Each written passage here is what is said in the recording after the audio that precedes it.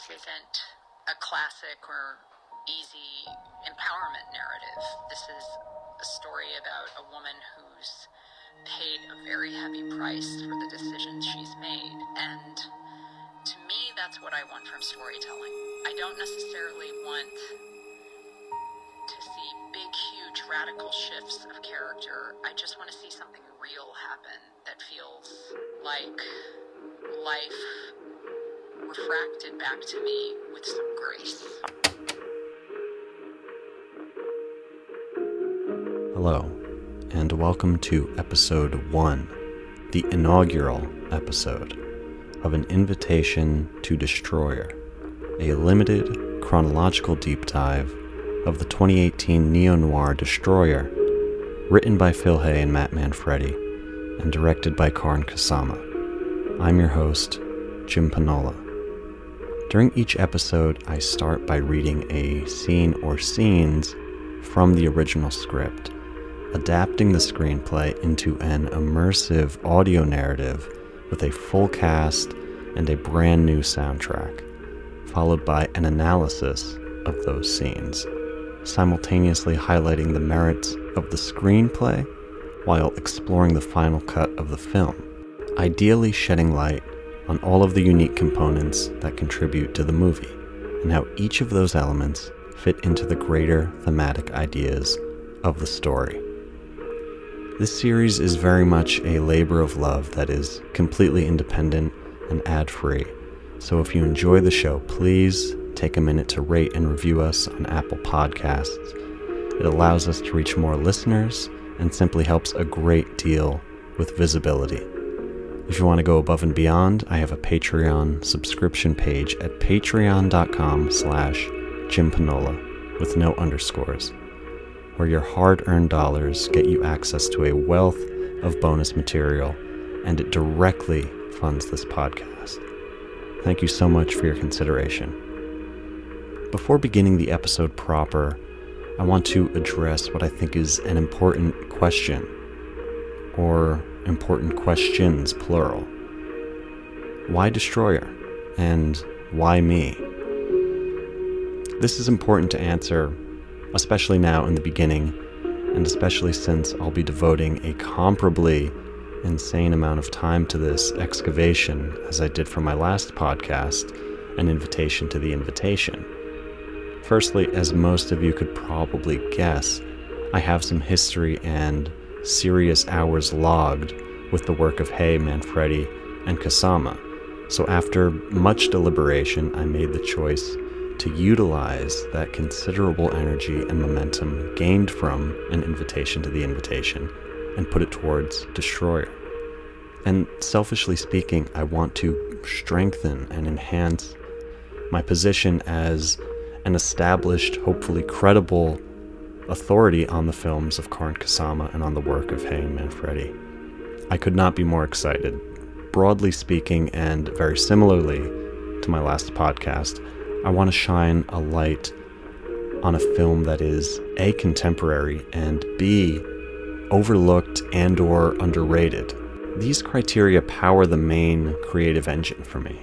Because Destroyer is a recent film and because it has not yet received its due, that means there's an opportunity to stand in support of its value and to positively and substantially contribute to its legacy at this relatively early phase of its life. In short, I hope to make this series argumentative or persuasive in Destroyer's favor. One of the greatest indirect compliments I would occasionally receive on the last podcast I did was that it made casual fans of The Invitation into full-on, true believer, obsessive ones. If I can do something similar to the varied spectrum of Destroyer viewers, then I will have accomplished one of my many goals. I aim to embolden existing fans, gain new ones, and convert those who did not previously see or maybe understand all that Destroyer has to offer, which is a lot. Destroyer was always Karyn Kusama's story to tell, and she told it. But does that mean the story of Destroyer's deeper meanings, nuances, subtexts, and merits are mine to tell? as we'll get into shortly, not only is this film told from an inherently female perspective, both in front of and behind the camera, its very origins and roots are inextricable from an equitable feminist mission. Especially as a straight white male millennial, I don't honestly know if I should be the one creating this podcast, which is why I'll be mitigating that fear by citing the primary sources of Nicole Kidman and Karyn Kusama and the heavily female crew as much as possible. As a fellow podcaster whom I deeply admire advised to me recently in regards to this podcast, fear can be a great motivator. Keeping that in mind, I intend to direct that fear in such a way that it carves an intelligent, worthwhile path forward. One final note I'd like to make is that while this podcast will naturally contain spoilers for Destroyer, of course, my general aim is not to get too ahead of myself with the discussion of each scene as it's addressed. In other words, while I may hint at things that have yet to happen at times throughout the podcast, I want to make this series as accessible as possible for both people who have and have not seen the film, or read the screenplay before, for that matter. So, with all of that out of the way, without further ado, today's installment is a reading of pages 1 through 4 of the Destroyer screenplay, which is the cold open of the film. Let's begin.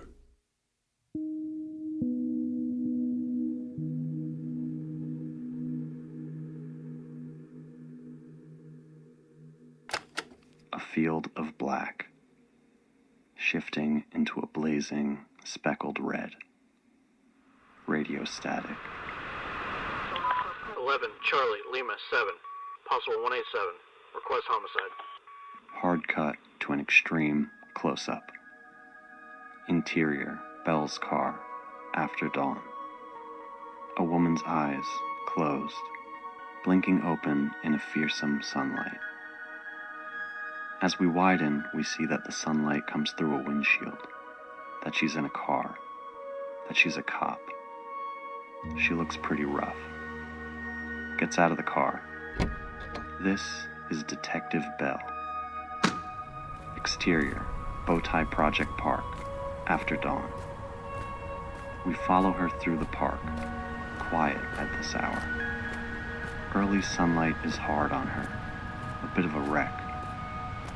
We see her goal ahead, cops gathered at a crime scene, above the concrete, wild growth of the LA River. Her POV, eyes flicking back to see her approach. Disrespect there, maybe amusement. Detective Kudra is in charge, older. His partner, Detective Gavras, a young, together Latina. Long night? Dragging anchor there, buddy. It looks like it. Dragging anchor. You know the LT's looking for you. You need to take care of your own pressing shit, don't you? Yeah, I got it. She moves up into the scene. Hey, Belle. This is handled, so... Belle waves him off. So what is it? Then she looks down at a body. A male, face down. You want us to, Yeah, come on. From Gavras, a barely perceptible, impatient rolling of eyes. Not missed by Belle. Shot 3 times at least, from the exit wounds right here. With? Gavras, just trying to get it over with. 38, dropped at the scene. She points. On the ground, a pistol. Handle wrapped in dirty, red tape. Maybe a ghost gun, no serial, no prints, no witnesses. Look. Am I wasting your time? Casual, a verbal shrug. City's time. You got no role here. Our scene.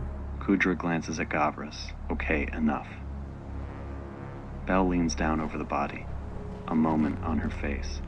An intensity, a disturbance rippling underneath. Who's this? No ID, no idea. Belle nods, then looks at the back of the victim's shaved head. A distinctive tattoo visible on the base of the neck. Under and near the body, something interesting. Several $100 bills, deeply stained in purple from an exploded dye pack, are scattered around the body. A couple of them barely visible just underneath it. Few of those. Blown die pack. But not interestingly recent. Waiting on tech. A couple other cops approach. As Kudra and Gavris turn to engage them, we stay on Belle. Looking closely at the tattoo, the bills under and near the body. We close in on one of the bills. For a moment, the other detectives seem to forget her. She's an afterthought. Finally glance back. This is covered. Go. Lie down. However he intended it, it comes off harsh. Suppressed smiles from cops. What about if I know who did this? Kudra looks at her and shakes his head. And we could probably use that, detective. You gonna solve this right now then, or what? She walks away from them. The fuck she's going? The fuck I know. Just leave her. Interior, Belle's car. Moments later. Belle sits on her own. Still not looking good. Disturbed, distant. A rhythm insinuates itself. A skateboarder, watched by a couple friends, is trying to land a trick. A whoosh, a clatter as he fails. Again. Belle watching, thinking. The skateboarder tries again. Fails. Cut to. Black. A title. Destroyer.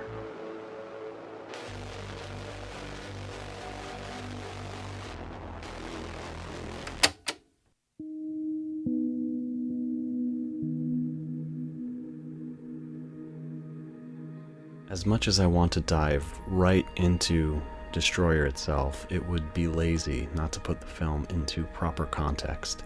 And that requires talking about a very important event that I already hinted at that happened at the Cannes Film Festival in May 2017.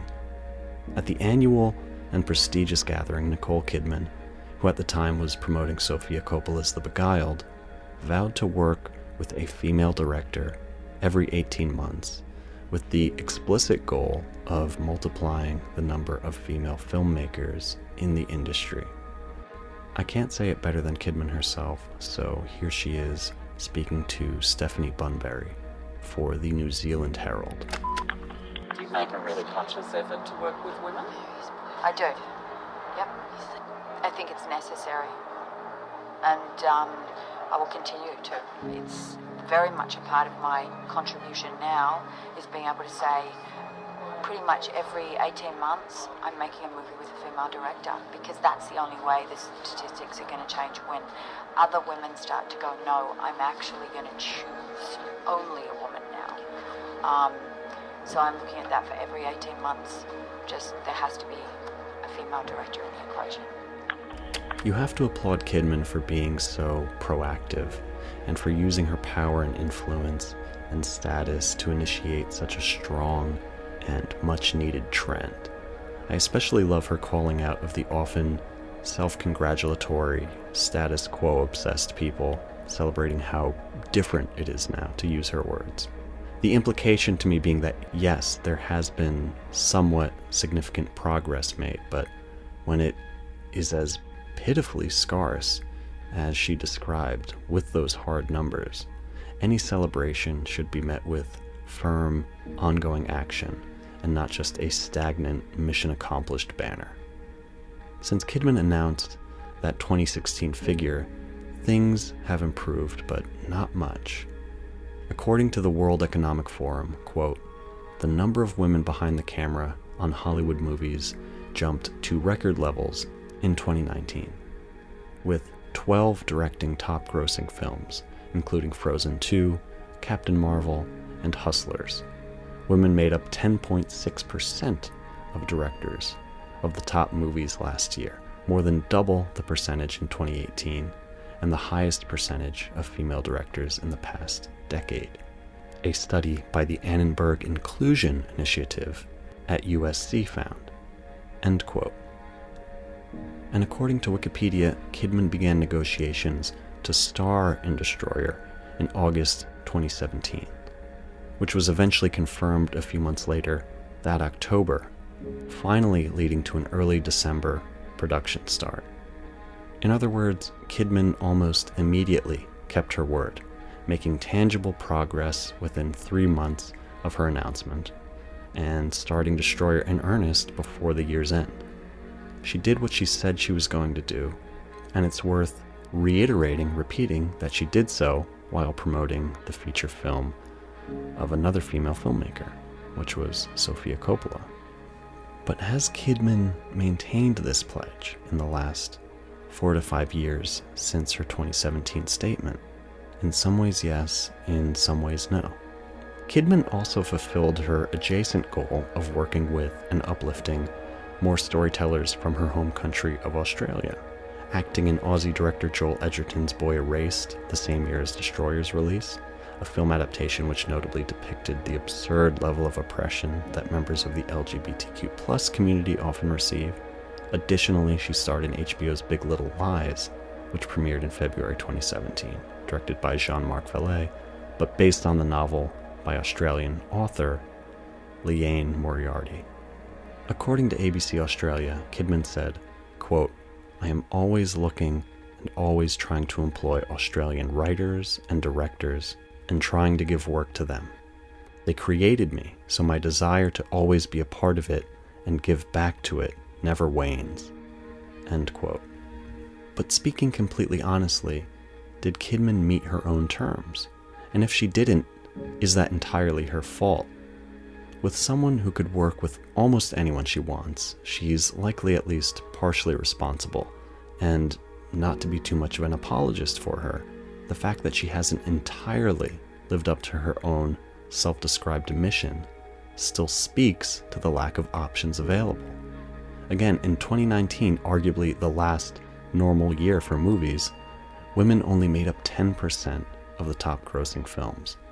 And according to Women and Hollywood.com, 2020, which was a bizarre and difficult year, despite Hollywood taking well-publicized, mostly successful precautions, women fared best as producers, 40%, followed by directors, 38%, writers, 35%, executive producers, 33%, editors, 28%, and cinematographers, 16%.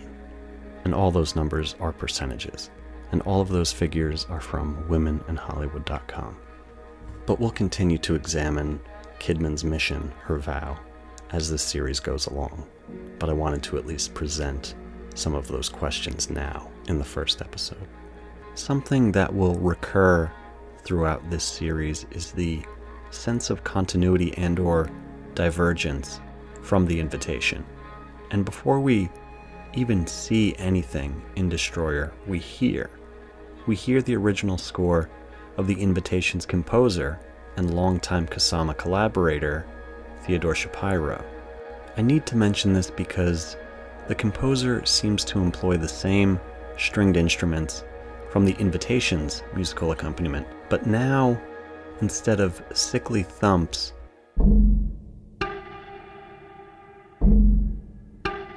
they're cracked, brittle, and aged scratches.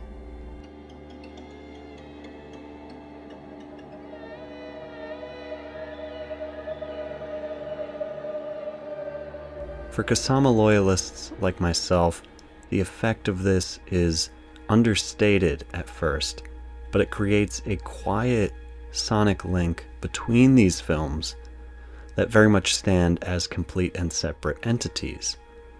Musically, it's like the anxiety of the previous film has scarred over into a frail but resilient quasi-melody. In essence, Kusama is crafting her story before we see anything that isn't a company logo, before we even see the sun-like bursts of color behind the opening titles. And speaking of titles, I love how the screenwriters directly embed the title reveal of the film within the structure of the screenplay and of the story, which is another interesting divergence from the Invitation's screenplay. I love this detail unto itself because it actually has a very specific purpose that we will eventually talk more about. In terms of visual analysis, I'm a sucker for the kinds of light leaks that Kusama and cinematographer Julie Kirkwood manifest in the very first real images of the movie. I hesitate to even call these shots because they're so organic and abstract that they seem to resemble disembodied halos.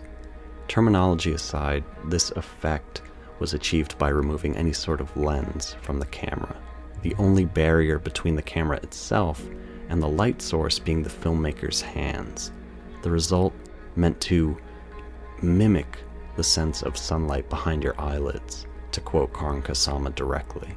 The warm, even scorching, yellows and oranges that pierce through the black canvas convey a painterly feeling, and a slightly uneasy one as well, since there's no discernible pattern to the formless glowing that we see. That unease is justified when we see the first proper shot of the film, an extreme close-up of Aaron Bell's pale, weathered eyes and broken nose. As it turns out, those abstract light leaks were more than just an evocative artistic choice. They were utilitarian as well, functioning as a POV shot from Bell's perspective, right before she opened her eyes inside her sun-flooded car driver's seat. It feels appropriate that in a movie that is so relentlessly and proudly tethered to Los Angeles, something we will return to constantly, a city defined by its sprawling highways and punishing traffic, that our introduction to our protagonist is in her car as she sits behind her driver's wheel. Again, this is something we will come back to because not only were the filmmakers determined to show a specific reverence for LA, they were determined to do so via the locations in the city that have not yet been rendered meaningless from overuse and cliché. In other words, Kusama and company embrace, rather than shy away from, the less savory parts of California, both in terms of location as well as culture. In any case, as soon as Belle exits her car, which is parked in the fleeting shade of an overpass, almost like she's a reclusive desert troll, we see her shambling along the beige, palm tree-laden dirt. I love the precision of Kidman's gait or walk as she moves towards the crime scene.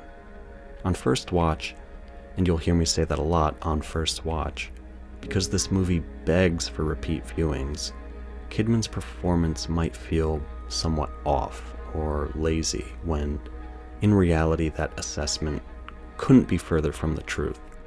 I only say that because, in my experience, when actors play drunk or hungover, they're walking a tightrope that is dangerously at risk of descending into parody or exaggeration at any moment.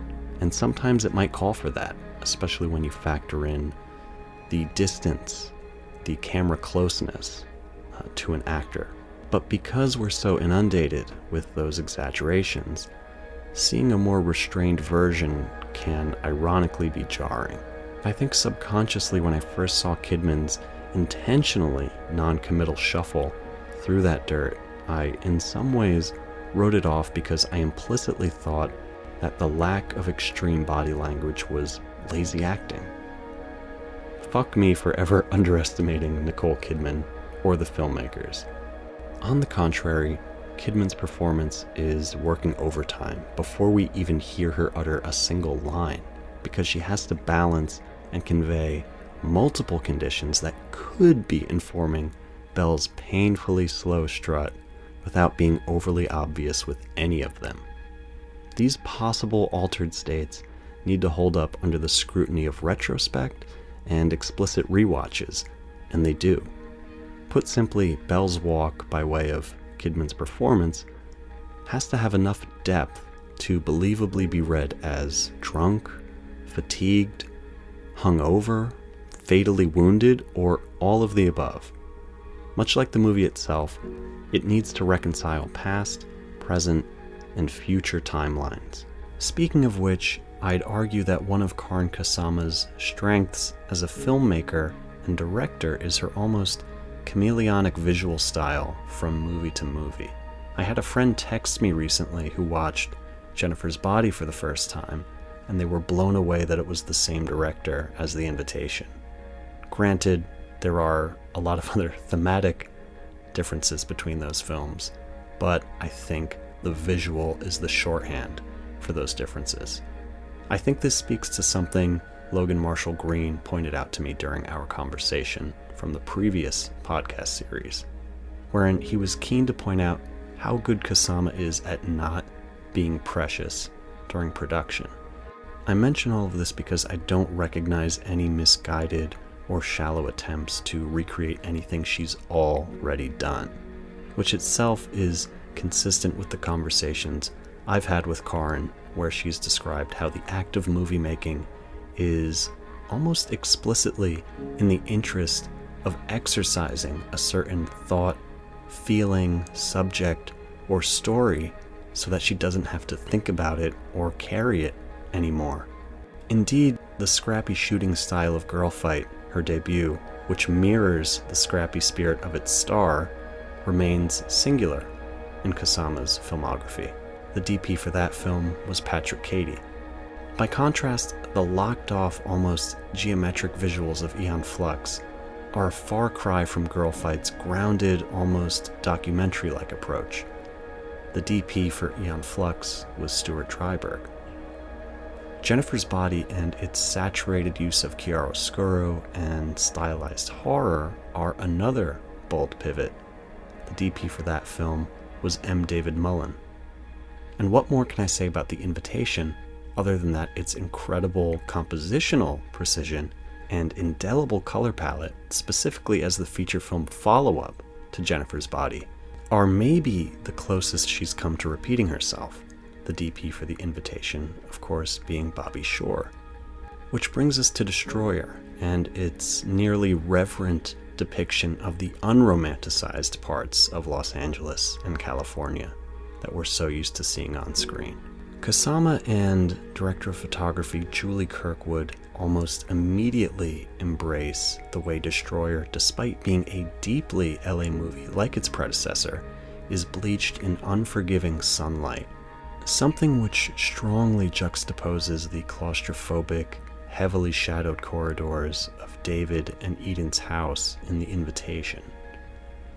Moreover, as Kusama notes in Destroyer's audio commentary track, the subtle pink lens flares on display at the crime scene were something that she at first resisted but came to actively seek.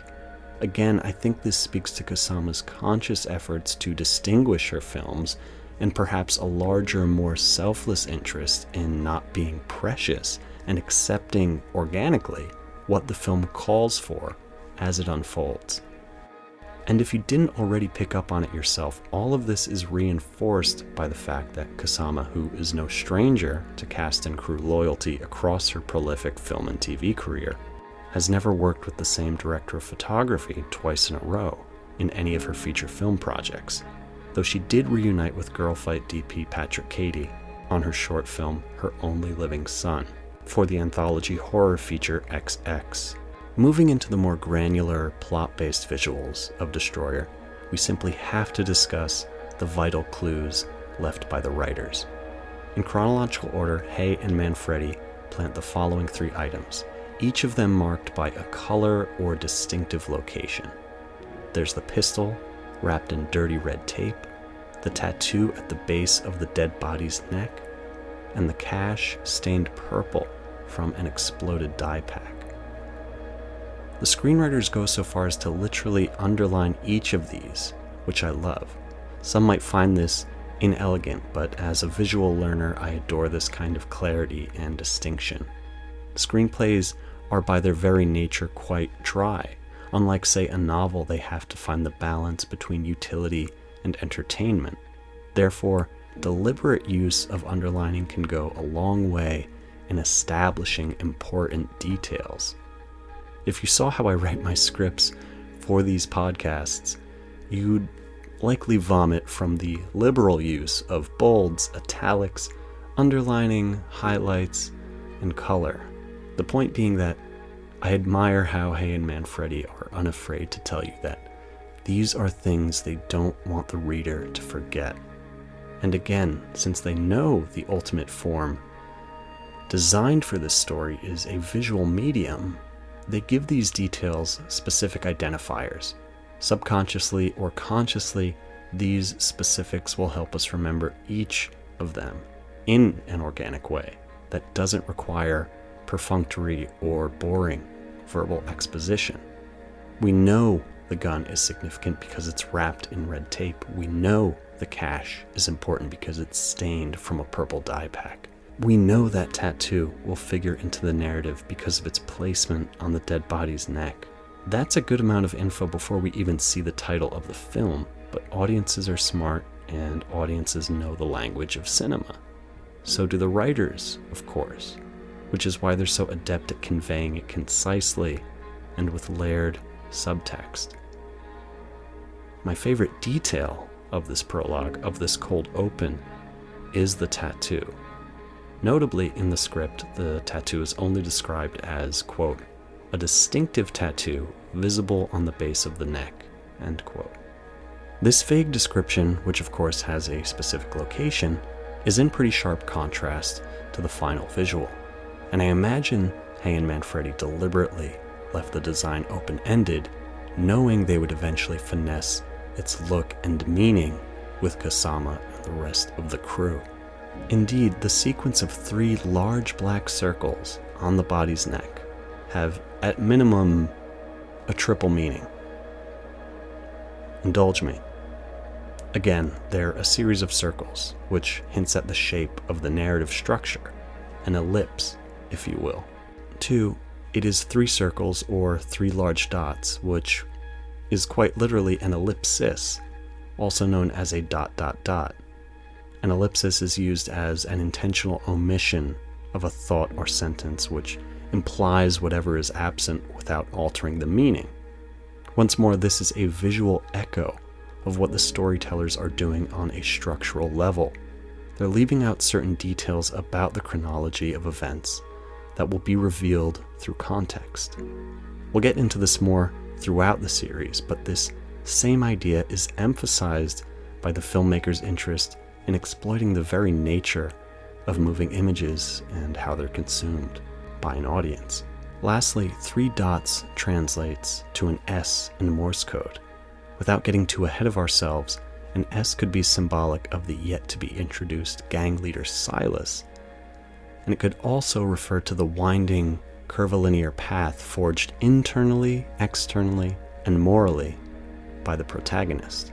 So already we're dealing with a lot of potential symbolism, the kind that clearly rewards repeat viewings.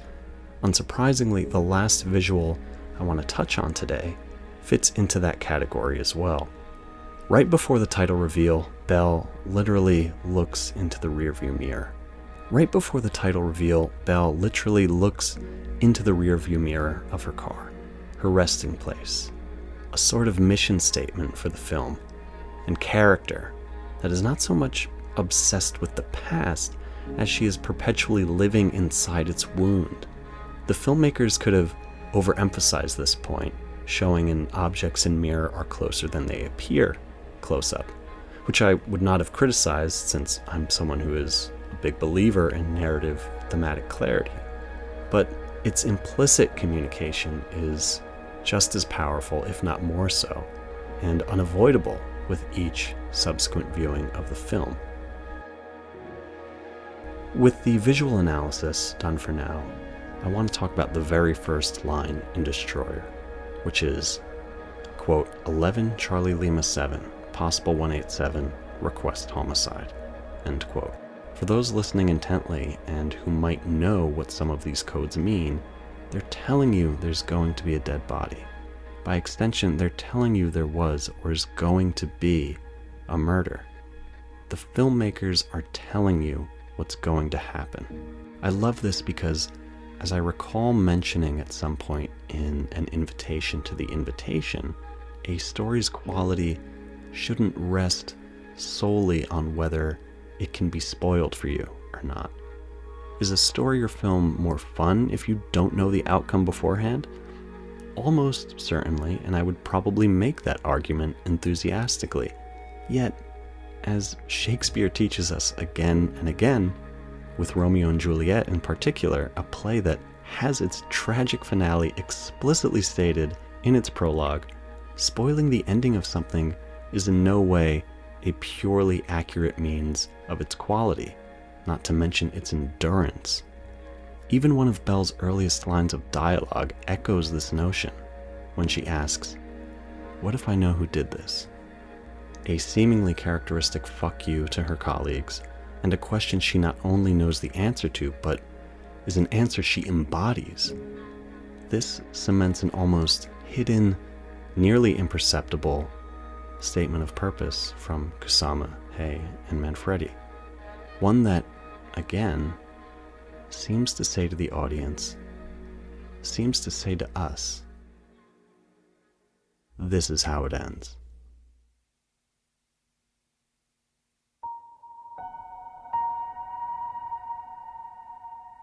An Invitation to Destroyer is written, produced, and hosted by me, Jim Panola, and stars Eileen Anglin as Aaron Bell.